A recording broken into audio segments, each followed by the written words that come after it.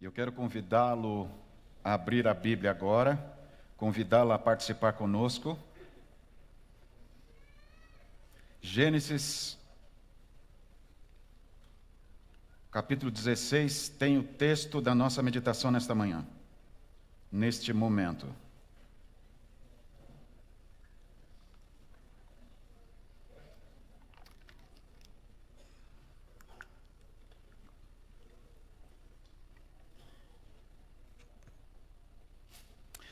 Uau, que sábado, hein? Friozinho. Não tem sábado mais acolhedor quando está frio, né? A gente fica com vontade de estar mais perto dos outros, né?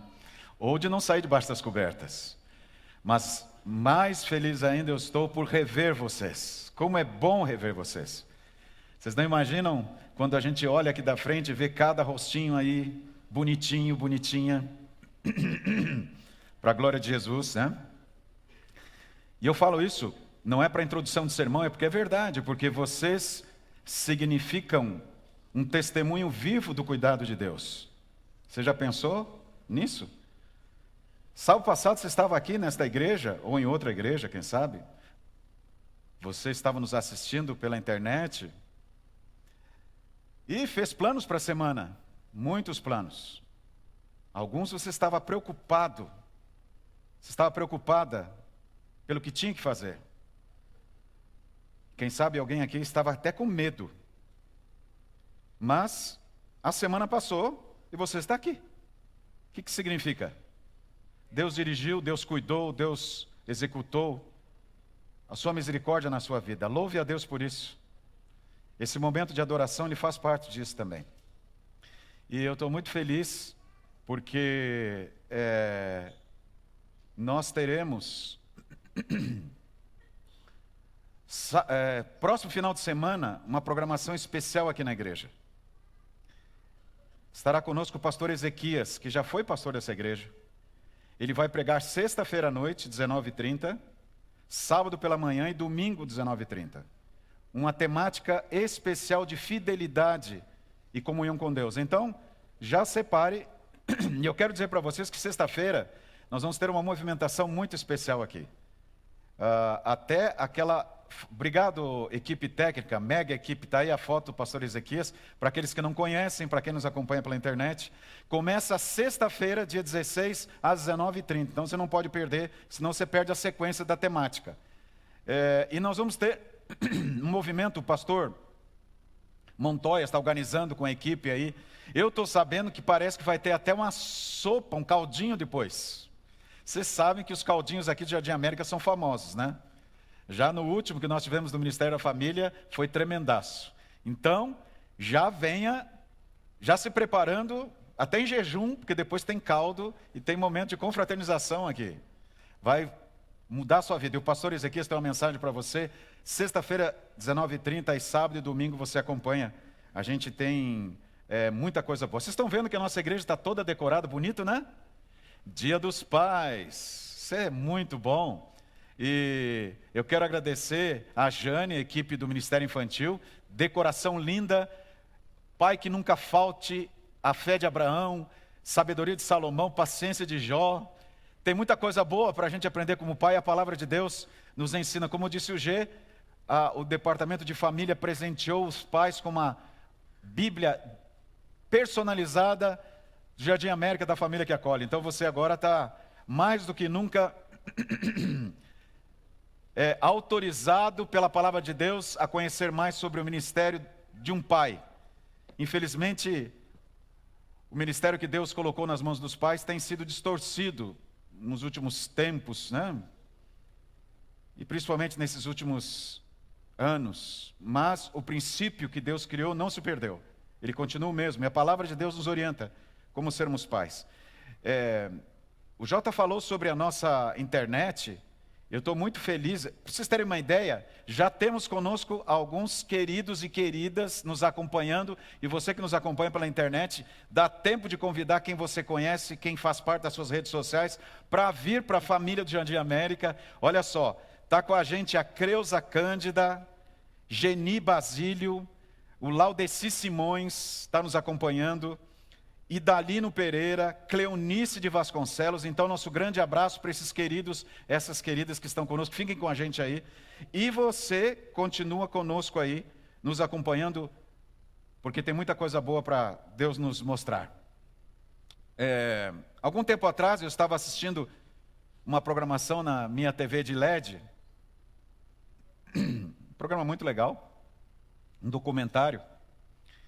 E, de repente, eu escutei um barulho estranho, um estalo, e vinha da TV, e a TV apagou. Eu falei, pronto, já era a minha TV. Não teve nenhuma queda de luz, não teve nenhuma mudança da energia. O que foi que aconteceu? E eu tentei ligar a TV, não ligou, nem o stand-by. Tirei a TV da tomada, pensei, talvez seja essa tomada, coloquei na outra, nada. Eu vi que a TV tinha estragado. Eu olhei para a TV e falei assim, o que eu vou fazer agora? Aí veio algo que eu nunca imaginei e que estava no meu inconsciente. Joga fora e troca por outra. Joga fora e troca por outra. Falei, mas que pensamento. Aí veio junto assim, você já pensou ter que levar na assistência técnica, quanto que você vai pagar? E se queimou a TV, e pá, é quase o preço de uma nova. Eu falei, mas calma. Vamos devagar. A Silmar olhou e falou assim, não, vamos levar na assistência técnica. Sabe as palavras da nossa esposa, não? Sempre tem sabe as palavras. E passaram alguns dias, eu falei, eu levar na assistência técnica, estou sem tempo, colocar no carro. Aí ela me ajudou, não, vamos entrar aqui. Entramos no nosso santo Google lá, apareceu uma assistência técnica especializada na marca da minha TV. Liguei para lá, atenderam muito bem, eu fiquei contente com o atendimento deles pela internet, falou, vou levar minha TV lá. E quando o técnico examinou, ele falou o que tinha acontecido e falou, tem conserto sim, a sua TV é uma boa TV, é só arrumar isso. A TV está lá em casa funcionando. E não foi muito caro não. Muito mais barato que uma TV nova. Mas por que eu pensei em jogar fora? Por quê? Por que eu quis descartar a TV? O que você acha? Não é um sapato. Porque não está funcionando. Mas será que não tem conserto, Maria? Teve. Tudo tem conserto, a Maria está dizendo para nós aqui. Gente, nós temos sido ensinados sutilmente a termos esta atitude. Que atitude é esta? Descartar. E não importa o tamanho do bem que nós temos, é um carro, é um smartphone, mal estamos nos acostumando, mal aprendemos a lidar com o nosso smartphone e alguém já aparece na TV dizendo que isso é um modelo novo. Isso é questão de meses. Mas o que isso tem a ver comigo? Acontece que essa sutil proposta tem impregnado a nossa vida de tal maneira que nós também agimos dessa maneira com as pessoas. Descartamos as pessoas. Em geral, só damos ouvidos às opiniões que confirmam as nossas. Descartamos ideias que nos façam pensar muito e vemos o desacordo, ou seja, alguém que discorda da gente, como uma ameaça. O custo disso pode ser bem maior do que se imagina. Se conhecimento é poder, saber o que não sabemos é sabedoria. Mas o que nós fazemos quando alguém não concorda conosco? Isso, antigamente, já acontecia, mas potencialmente como hoje, não. Nós fazemos o quê? Nós descartamos essa pessoa, nós cancelamos essa pessoa, nós excluímos essa pessoa e até mesmo nos afastamos dessa pessoa. Essa igreja não pensa como eu, essa igreja não faz o que eu quero, o pastor não é o que eu quero, eu vou para outra igreja, porque eu quero encontrar alguém ou uma igreja, um lugar que pense como eu. Vai encontrar? Talvez pense alguma coisa, mas outras, a maioria será diferente. Nós somos diferentes, mas somos inteligentes. Hoje as pessoas fogem de resolver conflitos. Já se tinha no passado uma resistência para conflitos, mas hoje isso tem se intensificado. Por quê? Porque nós estamos sendo ensinados a nos isolar. E principalmente quando não somos aplaudidos ou recebemos tapinha nas costas. Só que viver entre pessoas é viver com pessoas inteligentes também, que pensam diferentes de nós. E que às vezes vão discordar de nós. E provavelmente, em alguns momentos, nós vamos estar errados. E que bom que as pessoas não pensem como nós. Hoje, as pessoas mudam de casamento fácil, mudam de igreja, mudam de emprego, endereço. Somos ensinados a desistir de qualquer diferença, de qualquer oposição, de qualquer conflito. É mais cômodo para nós abandonarmos as pessoas quando elas são diferentes de nós. Porque nós imaginamos um mundo perfeito com relacionamentos perfeitos e não existe esse mundo perfeito. E é interessante como Deus colocou o projeto do relacionamento dentro do contexto do relacionamento com Ele. Mesmo após o pecado, Deus não descartou o casamento. Mesmo após o pecado, Deus não descartou a necessidade de relacionamento. Eu li uma frase do escritor e rabino Harold Kisher, que me impressionou e eu quero dividi-la com vocês. Ela diz assim: esperar que o mundo lhe trate bem porque você é uma pessoa boa, é como esperar que um touro não lhe ataque porque você é vegetariano. Parece incoerência, né? E você até ri. Mas tem muita gente que diz: eu cumprimento as pessoas, eu quando estou numa avenida eu deixo os carros entrarem na minha frente, eu venho aqui no sábado, eu até estou na igreja, todo mundo tem que me tratar bem. E não vão todos te tratar bem. E nós criamos essa expectativa e muitas vezes nos frustramos que as pessoas não são como nós queremos que elas sejam. É lógico que não são. Agora então vamos entender o que a Bíblia nos fala a respeito disso. E eu quero convidar você a me acompanhar agora. Não feche a tua Bíblia, leia aí comigo Gênesis capítulo 16 e nós vamos ler os versos 7 e 8. Se segure aí no seu banco, você que está em casa, se segure na sua cadeira, na sua poltrona. Jesus tem uma mensagem para você agora. O texto diz assim, versos 7 e 8 do capítulo 16. Tendo achado o anjo do Senhor, junto a uma fonte de água no deserto, junto à fonte no caminho de Sur, disse-lhe: Agar, serva de Sarai, donde vens, para onde vais? Ela respondeu: fujo da presença de Sarai, minha senhora. Feche teus olhos por alguns segundos. Querido Pai, a Tua palavra está aberta e o Espírito Santo pode falar agora a nós.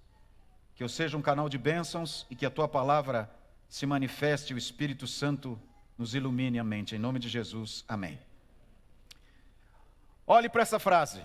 O deserto é o lugar para descobrir que você é menor do que pensava e que Deus é maior do que você imagina. O deserto é o lugar onde entendemos que somos finitos e descobrimos que Deus é suficiente.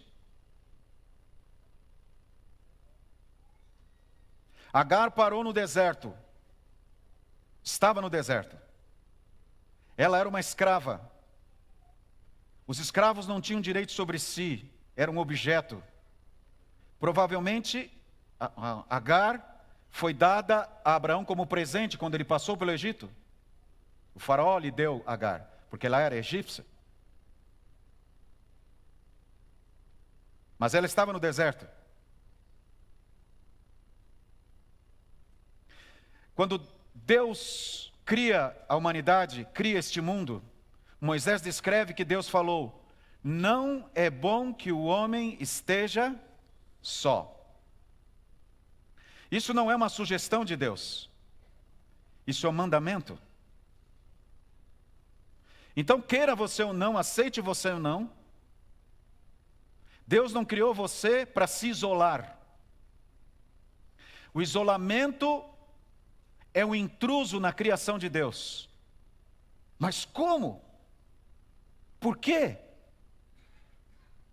Porque Deus sabe que quando você se isola, você adoece, você se destrói e faz mal isso para você. Mas o plano do anjo caído é isolar você. Qual foi a primeira atitude de Satanás para vencer a mulher? Foi fazê-la comer do fruto?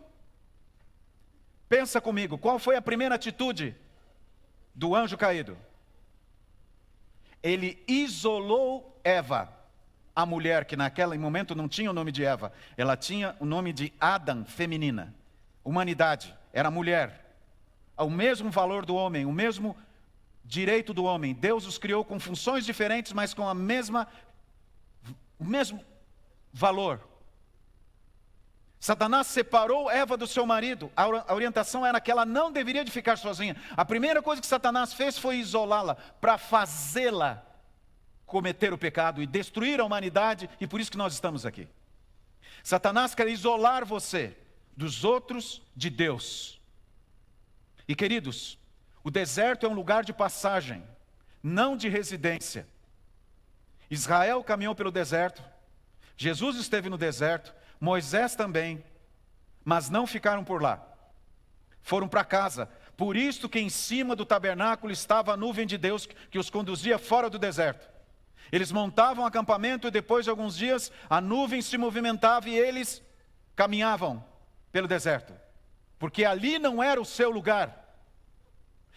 Satanás quer nos isolar, ele quer nos levar para o deserto. O deserto é um lugar de isolamento, onde a vida acaba, onde não há vida. A estratégia do mal é manter você no deserto, isolado. A vitória do anjo caído foi fundamentada no isolamento da mulher do seu marido. E quando ela come do fruto, é apenas o resultado de estar sozinha, longe de Deus e longe do seu marido. Isolados, ficamos vulneráveis e potencializamos a nossa autossuficiência. Agora, como que eu posso então me relacionar, já que é algo difícil? As pessoas me incomodam, é claro que você não precisa viver num relacionamento tóxico. Você não é obrigado. E nem é obrigado a concordar com todo mundo e bater palma para todo mundo. Lembram de José?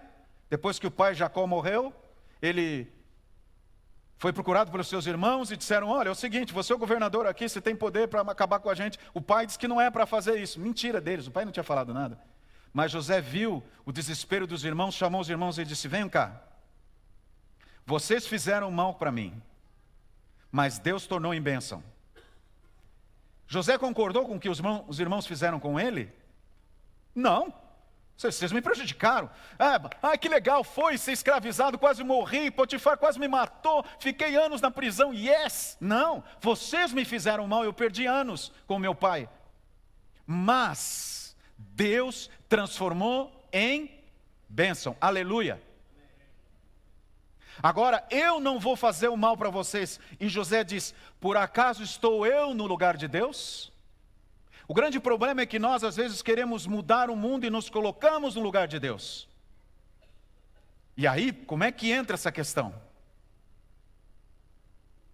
Como é que eu me relaciono com o outro? Então, vamos partir de um ponto. Um filósofo psiquiatra que viveu séculos atrás, Martin Buber, escreveu o seguinte: nosso relacionamento com os outros pode ser de duas formas. E você talvez já tenha ouvido eu falar essa frase, mas eu quero repeti-la aqui. Onde começa o meu relacionamento? Com essa questão. Eu posso me relacionar com uma pessoa de duas formas. Quais são essas formas? A primeira, relacionamento eu-objeto. O que é um relacionamento eu-objeto? Que consiste em tratar o outro como Como o quê, gente? Um objeto. E qual que é o problema de eu olhar para o outro como objeto? Eu enxergo apenas a sua utilidade. E qual que é o problema disso, pastor? Quando aquele outro perde a utilidade para mim, o que eu faço? como o que eu quis fazer com a minha TV. Eu descarto. Perdeu o valor, não me serve mais, eu troco por outra, troco por outro lugar, troco por outra igreja, troco por outro pastor, eu troco porque não me é mais útil. Esse não é o relacionamento proposto por Deus, eu objeto. Mas qual que é o relacionamento proposto por Deus? Eu, você. O que é o relacionamento eu, você? Que considera o significado do outro. Você compreende? Eu não uso o outro como objeto, eu considero o significado do outro. E o que significa isso então? Considera o outro como um indivíduo e tem consciência de suas necessidades e sentimentos, tanto quanto seus próprios. É uma questão de necessidade emocional. Eu olho para mim, olho para o outro.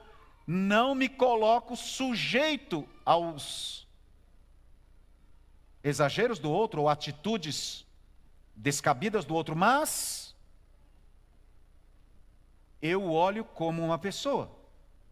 O grande problema é que nós temos nos relacionado com as pessoas, eu, objeto, e até mesmo com Deus, porque muitos veem apenas a utilidade de Deus. Por isso que facilmente trocam Deus por outra coisa, que é mais rápida, que dá mais satisfação, que dá mais prazer. E alguns têm com o seu esposo, com a sua esposa, com as pessoas da igreja, um relacionamento é objeto. Queridos, olha o que diz o livro Mente, Caráter e Personalidade. A imaginação pode controlar as outras partes do corpo para dano seu. Pode controlar para quê? Dano seu. Todas as partes do organismo precisam trabalhar de que maneira? Harmoniosamente. Harmoniosamente. O grande problema, queridos, para muitas pessoas, e porque as pessoas olham para os outros como objeto, começa fundamentada na sua imaginação. Quem é, e agora olha para mim aqui, olha comigo aqui. Quem é intransigente consigo mesmo, é exigente com os outros. Não consegue perdoar, não consegue tolerar, não consegue conviver com pessoas que são diferentes e que pensam diferente. E aonde começou o problema? No outro ou em si mesmo? Pode falar, você está com medo de falar, né? Comigo. Quem é intransigente consigo é exigente com o outro. Não tolera se erra, não tolera se chega atrasado, não tolera se não tem o regime alimentar adequado, não tolera se não estivesse adequado, não tolera se não fala o que eu gostaria que falasse. Como é que uma pessoa dessa vai conviver com os outros? É possível? O que vocês acham, igreja? Não. Mas o problema começa onde? O doutor Neil Nedley, que é um médico neurocientista adventista, disse o seguinte: pesquisadores documentaram que pensamentos negativos que causam perturbação emocional quase sempre contêm distorções grosseiras. Quem sabe a maneira como você foi educada, alguém te criou com regras medidas rigidamente, ou não abraçava, ou não beijava, ou não dizia que te amava, ou foi duro demais com você, agora você tem esse princípio, essa bandeira com todo mundo. Pode ser até liberal demais, ou pode ser até extremista demais, mas de qualquer maneira são exigências ilimitadas com os outros. Por quê? Porque você é exigente consigo mesmo. E olha o que diz Dr. Nedley: pensamentos distorcidos são a maior causa do que, queridos? Sofrimento. Você compreende? Às vezes nós sofremos com as outras pessoas porque nós nos cobramos demais. E somos exigentes com os outros também. Nos tornamos uma pessoa, desculpem o que eu vou falar, chata. Chata. Você já viu que algumas pessoas é difícil conviver com elas? Se você não concorda com elas, elas te descartam, elas te criticam e elas até falam mal de você se puderem, porque você não é o que elas gostariam que você fosse. Vamos lá então, me ajudem aqui agora nessa dinâmica. Emoção, queridos. Emoções. Eu falei sobre as emoções, nós falamos sobre o que a gente traz com a gente. Emoção, ela é espontânea ou é voluntária? O que vocês acham? Espontânea ou voluntária? Emoção. Você tem muitas emoções, eu tenho, Deus que levanta. Emoção é espontânea ou voluntária? Espontânea? Eu não consigo controlar minhas emoções? Hã? Agora sim, pastor, não complica aí. É voluntária ou é espontânea? Vamos lá. Emoção é espontânea. Por exemplo, eu vejo alguém maltratando um animalzinho na rua. Aquilo, puxa, que raiva. Ai, aquilo é espontâneo. Agora, vá comigo. As emoções não são premeditadas, elas surgem sozinhas. O que fazemos com elas é que pode ser certo ou errado. Ok? Agora, as emoções são planejadas para nos levar para perto de Deus. Se eu sou muito impulsivo, irado, ou eu sou inseguro, ou eu tenho muito medo, o que eu tenho que fazer com essa minha emoção? Eu preciso me aproximar de Deus para que ela seja cuidada. Então vamos lá. Agora, sentimentos. Sentimentos são espontâneos ou são voluntários? Emoção é uma coisa, sentimento é outra. Emoção é voluntária ou espontânea? Espontânea. Sentimento é voluntário ou espontâneo? Sentimento é voluntário, é uma escolha. E o que é sentimento, gente? Sentimentos podem ser administrados para que não se tornem ações negativas e atitudes rudes. Você compreende? Eu posso sentir raiva de alguém que está maltratando um pet, um animalzinho, mas eu não vou sair do carro com guarda-chuva, batendo na cabeça do indivíduo, dizendo assim, nunca mais bata nesse animalzinho. Isso é um sentimento bom ou sentimento ruim? Bom. Eu posso lidar com a minha emoção de maneira positiva ou de maneira negativa? Sentimentos vêm dos nossos pensamentos. Então, a minha emoção está ali, ela é espontânea, ela vem, ela brota. Irai-vos, que diz a Bíblia, e não pequeis. Ira é pecado? Sim ou não? Ira é uma emoção? É pecado? Não. O que é pecado? Quando eu fico irado com sentimentos ruins com essa ira. Isso é errado. E como é que isso acontece? Vem dos meus pensamentos. Emoções vêm do nosso inconsciente. Não posso controlá-las, mas eu posso controlar o quê? Eu posso administrar essas emoções com o meu sentimento. Emoções, elas têm um estímulo, uma sugestão. Pensamentos definem a emoção. Então, veja como Deus trabalha. Agora vamos voltar lá para Agar. 2 ações de Deus em sua vida, para que você se relacione com os outros, dentro das tuas emoções e dentro dos teus pensamentos. Qual que é a questão? Quais são essas 2 ações de Deus? Primeira ação, restaurar. Deus pode me restaurar? Parece uma pergunta muito óbvia para quem está num culto religioso, né? Claro que pode. Como é que Deus faz? Olha aqui. Onde começa essa restauração? Aí que está a questão. Onde você acha que começa a restauração? Hein, igreja? Tá difícil, hein? Às vezes tem coisa que a gente não gosta de falar. Onde começa?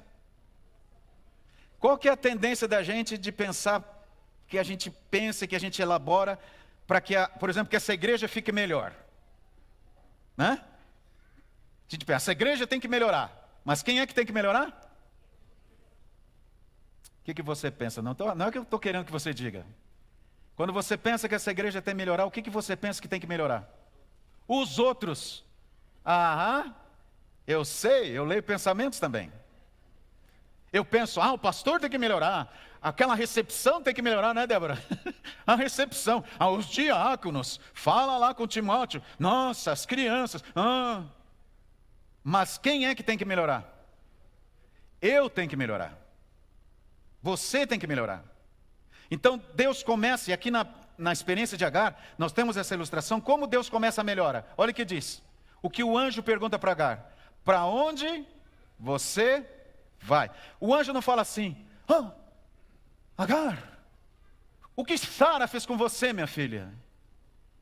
Aquela mulher que se acha. Se você olhar na história, você vai ver que quando Agar ficou grávida, por um projeto deles lá, ela começou a passar pela Sara e desprezar Sara.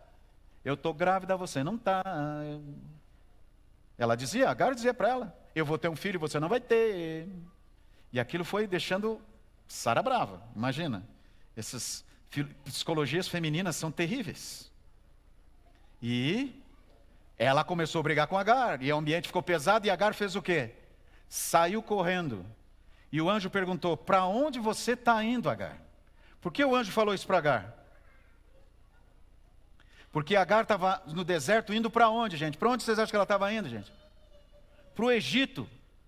Ela foi dada de presente por Faraó. O que aconteceria quando ela chegasse no Egito? Ela provavelmente ou seria morta ou seria presa, mas mais certo a morte, porque ela não valia nada.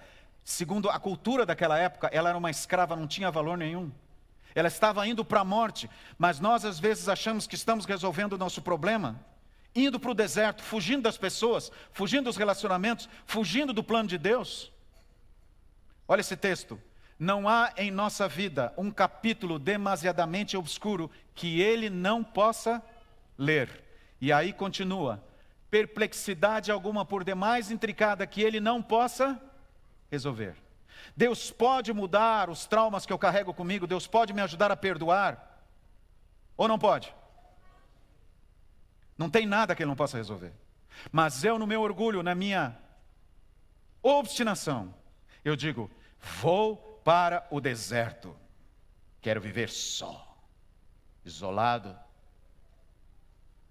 E é o que está acontecendo conosco.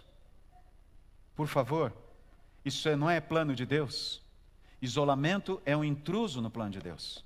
Você pode ter a solitude e não pensa que você vai encontrar um ambiente onde todos serão como você quer. Nunca você encontrará. E nunca é uma palavra muito forte. Agora, segunda coisa que Deus faz. A primeira que Deus faz qual que é? Restaurar. A segunda qual que é? Realizar. Deus não só restaura, Deus muda. Deus recebe você como você é, mas se recusa a deixar você como você está. Isso é santificação. Alguns pensam que Deus recebe você e pode ficar do jeito que está. Não, as transformações acontecem no plano de Deus. Como é que Deus realiza então? Olha aqui, Gênesis 16, 9. Olha de novo a palavra de Deus aí. Vamos deixar que a palavra de Deus nos fale. Então lhe disse o anjo do Senhor, volta para a tua senhora e humilha-te sobre tuas mãos. Olha só. Ele não disse, vai embora, larga. Não, volta para lá. E o que o anjo estava querendo dizer? O que era essa humilhação? Reconheça a tua responsabilidade no conflito. Reconheça a tua culpa nesse conflito. E lide com isso. E administre isso para melhorar esse relacionamento. Não vá para o deserto. Não fique no deserto. Você não precisa concordar com as pessoas, mas você pode conviver com as pessoas. Isolamento é um projeto diabólico. Mas tem muita gente seguindo esse projeto, achando que está fazendo a coisa mais certa do mundo e achando que está com razão. E não está. E eu digo, o problema não é um castigo de Deus, o problema é a destruição. Deserto é um lugar onde não tem vida, onde a vida se acaba. João capítulo 17, verso 24, Jesus disse o seguinte, Pai, a minha vontade é que onde eu estou, estejam também comigo os que me deste. O que Jesus está falando aqui? Qual a oração de Jesus? Que você fique com Ele, que você não se isole dEle, que você tenha condições de conviver com as pessoas. Por quê? Para que vejam a minha glória que me conferiste, porque me amaste antes da fundação do mundo. Quando você se aproxima de Jesus, você consegue se aproximar dos outros. Minhas inclinações não são uma prisão para mim. Eu nasci, eu tenho sangue italiano, eu tenho sangue alemão, eu não levo desaforo para casa. Isso são muletas, argumentos que a gente usa para desculpar o nosso isolamento. Repito, não preciso concordar com os outros, mas posso viver com os outros mesmo que eles discordem de mim. Minhas inclinações não são uma prisão. Essa frase de Piero diz assim, não faça do seu lugar de passagem a sua morada. Queridos, O inimigo nos colocou no deserto, mas esse não é o nosso lugar. Estamos de passagem. Não estamos aqui para vivermos isolados, mas o anjo caído quer nos isolar. E se você duvida de mim, olhe para os ambientes de redes sociais e de mídias, e você vai ver um dos planos mais diabólicos elaborados para isolar as pessoas. Porque elas começam iludidas de que estão bem e que não precisam de mais ninguém. Isoladas, doentes, sofrendo. A parábola de Jesus diz o seguinte, página 175. Deus dá os talentos e as faculdades mentais. Nós formamos o caráter. E como esse caráter é formado? É formado por combates árduos e relutantes com o próprio eu. As tendências herdadas devem ser banidas por um conflito após outro. Devemos esquadrinhar-nos detidamente e não permitir que permaneça traço algum incorreto. E aí, o que acontece? Volta lá comigo para Gênesis, para nós encerrarmos esse momento. Gênesis capítulo 16, verso 13 agora.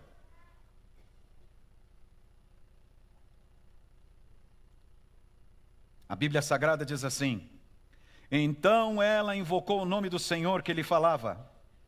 Tu és o Deus que vê.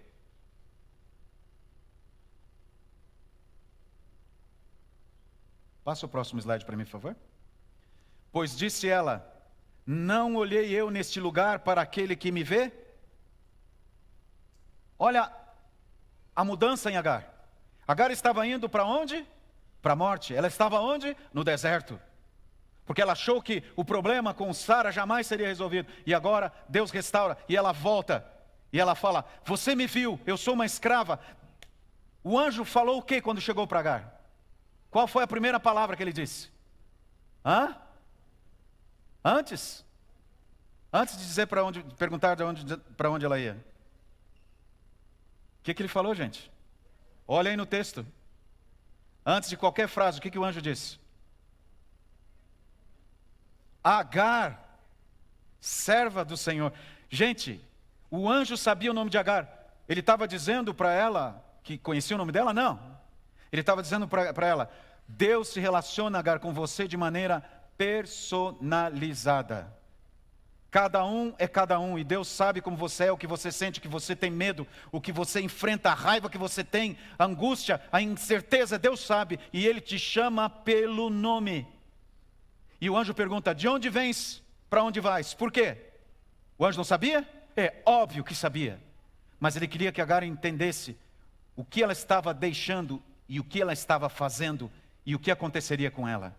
Ela estava destruindo a vida dela. Nesta manhã Deus fala para você de onde você está vindo, para onde você vai e o que vai acontecer com você. Onde os olhos de Agar foram abertos, queridos? Aonde? No deserto. Onde ela viu Deus? No deserto. Mesmo que você esteja no deserto, Deus está olhando para você agora. Mesmo que você tenha se isolado de tudo e de todos, Deus está olhando para você agora e quer resgatar você agora. No deserto, lá ela encontrou-se com um anjo, em um lugar sem vida, no momento mais angustiante da sua vida, ela encontrou-se. Gênesis capítulo 18,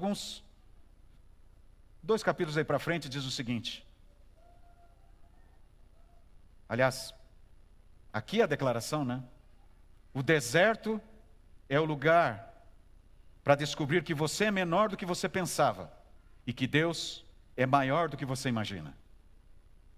Gênesis capítulo 18 diz, acaso para o Senhor existe alguma coisa difícil? E aonde começou a mudança de Agar? Aonde começou, queridos? E com quem começou a mudança? Com ela. É agora que a mudança tem que acontecer. Não é depois que você sai do deserto, é agora. Se você chegou ali, é agora. E como que eu faço isso? Para de querer mudar os outros. Escutou o que eu falei? Para de querer fazer com que os outros sejam o que você planejou. Sabe por quê? Aquilo que existe no outro e faz parte do outro, só o outro pode mudar. Você não vai mudar. Agora, existe algo que você pode fazer. E isso Deus quer que você entenda. E Ele falou isso para Agar. Aquilo que existe no outro e faz parte do outro, o quê?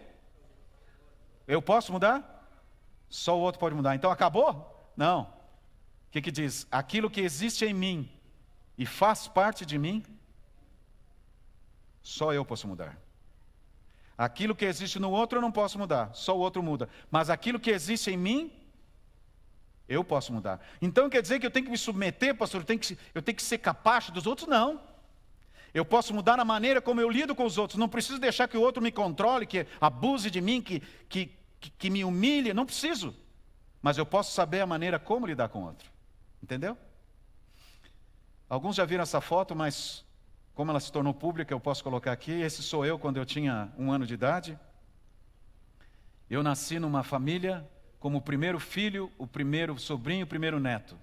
Por isso que eu era o bebê mais lindo daquela casa. Aí estou eu no dia do meu aniversário. Estou assustado, porque naquele tempo tirar fotografia não era para qualquer um, né? Mas depois de 1 ano, 1 mês e 3 dias, a minha felicidade acabou. A minha mãe voltou para casa e trouxe um pacote nas mãos. Ela, minha irmã, não era mais só o Marco, tinha também a Denise. E era uma menina, engraçadinha. Quando ela chegou em casa, onde vocês acham que ela colocou a minha irmã? Hã? Eu estou meio surdo hoje. Onde que ela colocou? No meu berço. Vocês passaram por isso também, né? Irmão mais velho sofre. Colocou no meu berço. Ela foi para a cozinha conversar com meu pai, e depois de alguns minutos eles escutaram um grito. Eles foram no quarto e a minha irmã estava com o rosto arranhado. E eu estava olhando assim, de longe. Eu nunca fiz um curso como unhar a sua irmã em 5 dias. Mas eu puxei a minha irmã pelos pés e taquei a unha no rosto dela. Por quê?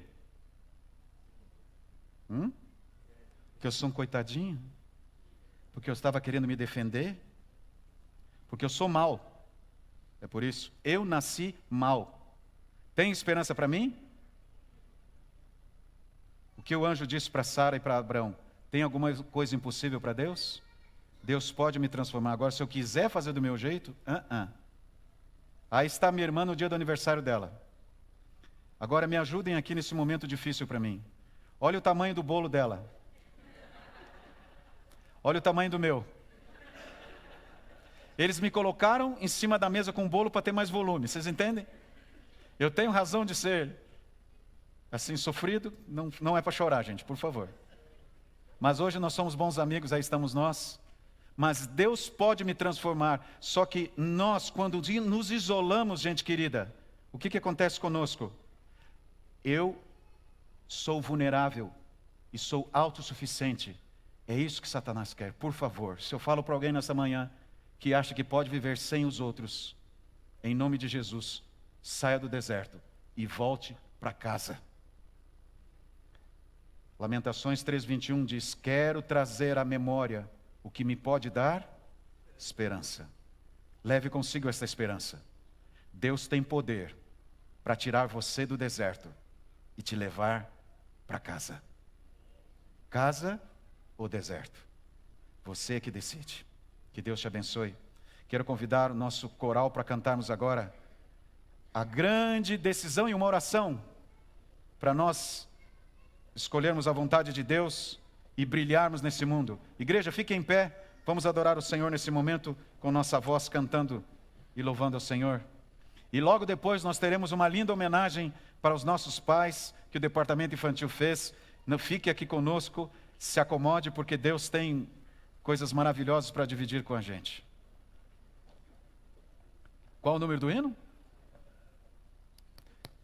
Vamos cantar o hino 240, Brilhar por Ti. Ok, muito obrigado, Tati. 240, acompanhe conosco aí.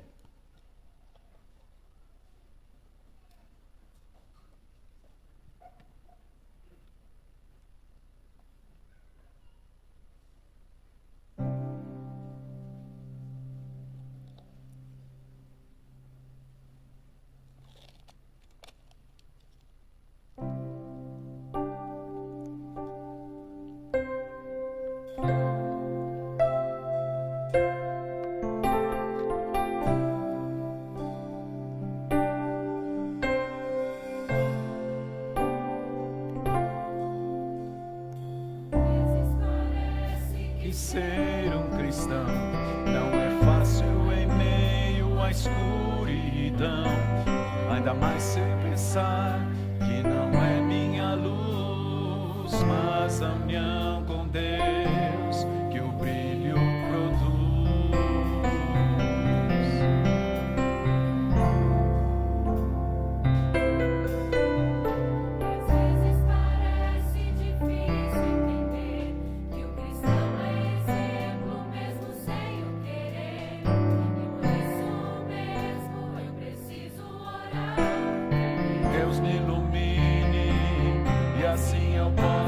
Brilhar, Senhor, eu quero brilhar por ti, quando o mundo se acabar.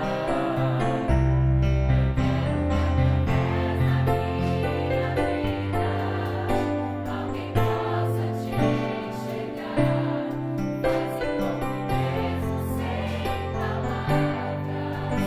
Eu fale do teu amor, eu quero brilhar por ti, brilhar onde quer que for.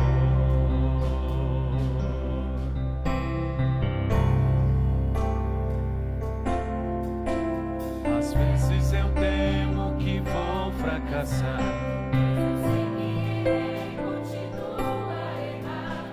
mas se a minha luz parece inimiga, meu Deus, me dá força para prosseguir.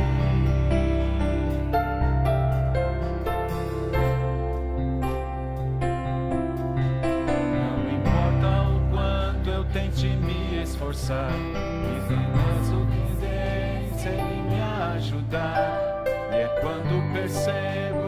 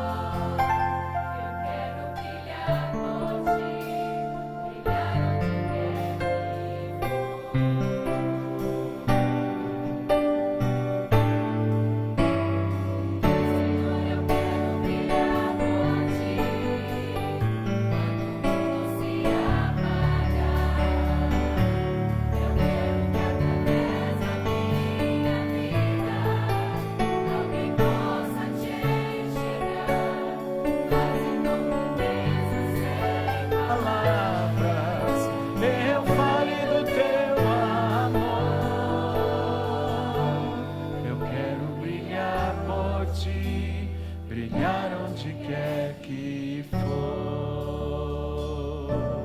Eu quero brilhar por ti, brilhar onde quer que for.